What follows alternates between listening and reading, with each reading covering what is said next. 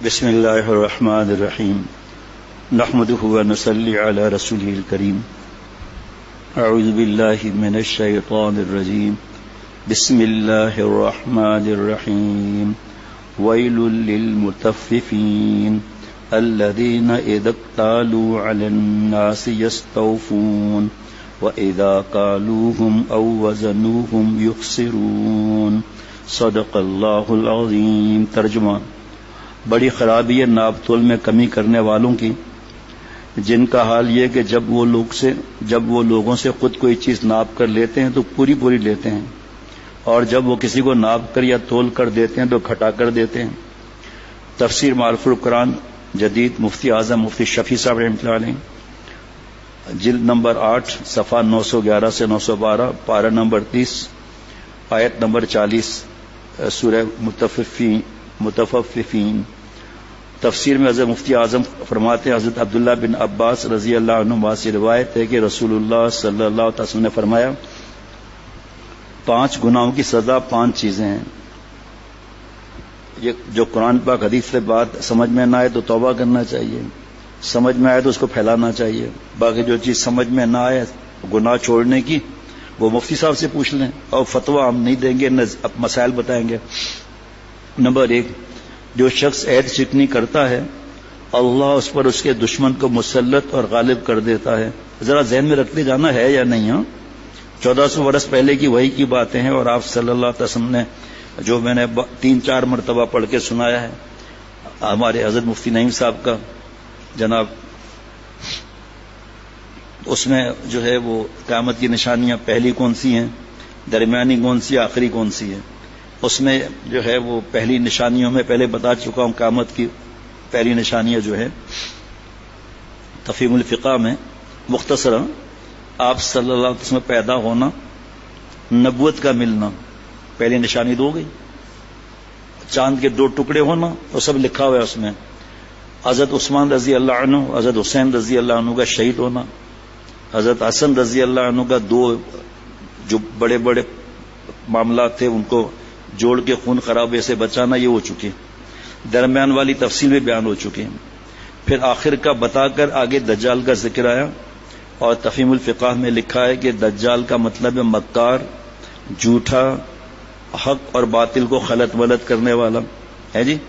اور لکھا آج بھی جو ان باتوں میں مبتلا ہے اس کو دجال کہہ سکتے ہیں۔ اصل دجال کی یہ نشانی اور بعد میں آئے گا، اس کو آپ موبائل سے ملا لیں، جس کو 4-5 مرتبہ موبائل سے ملا چکا ہوں کہ مکار بھی ہے، جھوٹا بھی ہے، اور قرآن پاک حدیث پاک کو خلط ملط کرنے والا بھی ہے۔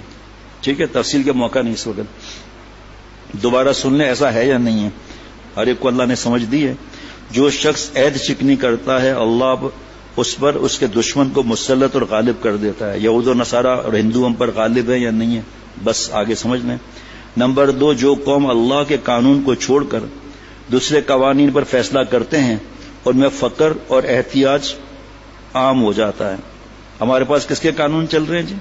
برٹش کے، یہود و نصارہ کے۔ ابھی کوئی سوسائٹی تھی، اس میں کچھ ظلم وغیرہ ہوئے تو انہوں نے آ کر مشورہ کیا تو بائیلاس دکھائے تو 1924 کے، اور وہ آج چل رہے ہیں امپلیمنٹ 1924، 100 سال سے اوپر۔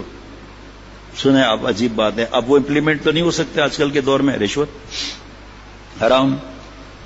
ایک ایک بات پر جو ہے وہ بہت زیادہ تفصیل ہے۔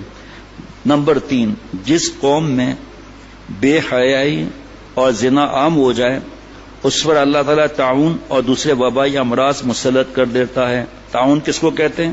اس وقت طاعون تھا، آج کورونا ہے، ڈینگی ہے، بلڈ کینسر ہے، اور حدیث پاک الگ ہے کہ گناہوں کی وجہ سے نہیں، بے حیائی کی وجہ سے ایسے بیماریاں آئیں گی تمہارے پچھلوں نے نہیں سنی ہوں گی۔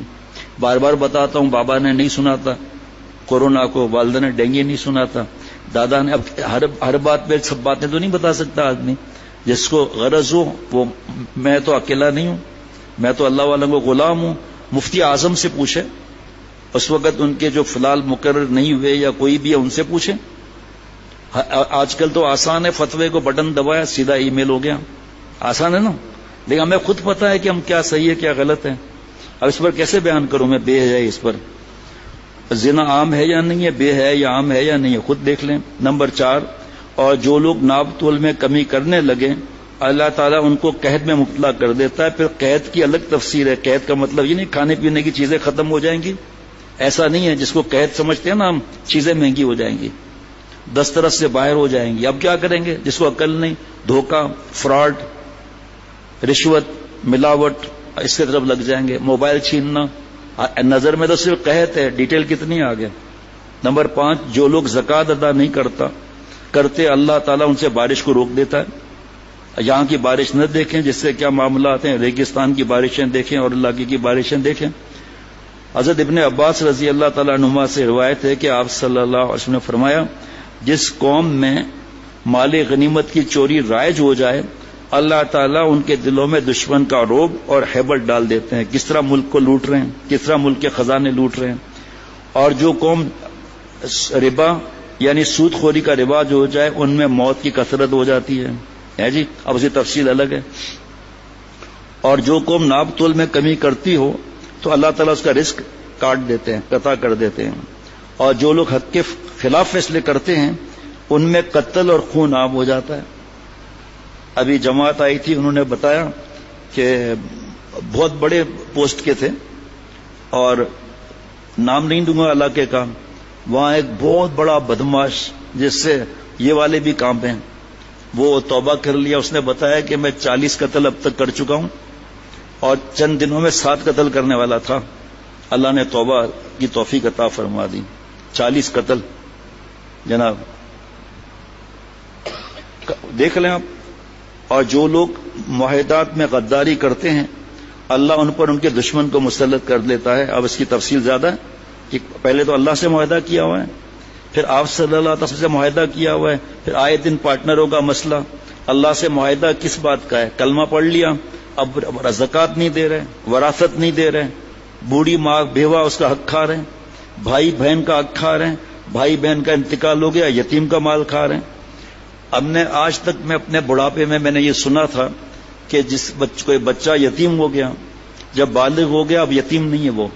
آج کھانے پر مفتی نعیم صاحب سے پہلی دفعہ سنا کہ بچیاں اس کا جب تک کوئی سرپرست نہ آ جائے آگے، جب تک وہ یتیم ہی رہتی ہیں.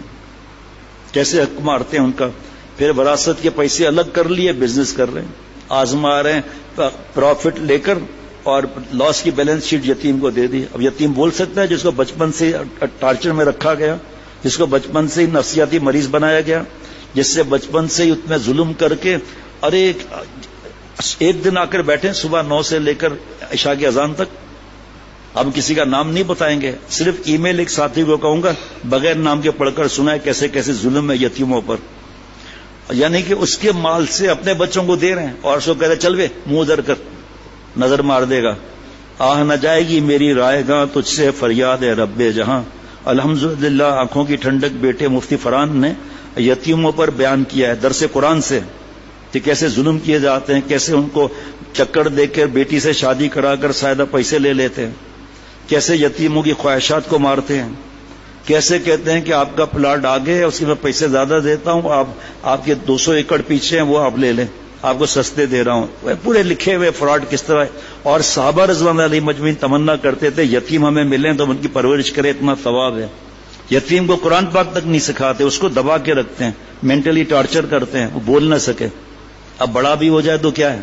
اور گھر کے اندر جن کو سمجھ ہے وہ بول نہیں سکتے، ظالم کا ساتھ دے رہے ہیں. اس کے بارے میں قرآن پاک میں کیا وعید ہے جو ظالم کا ساتھ دے. چونکہ یتیم کے مالے پر خود بھی بڑی ایجوکیشن حاصل کر رہے ہیں، سیلف فنانسنگ اسکیم میں 60 لاکھ یتیم سے بھر رہے ہیں، جائیداد ملی ہوئی ہے.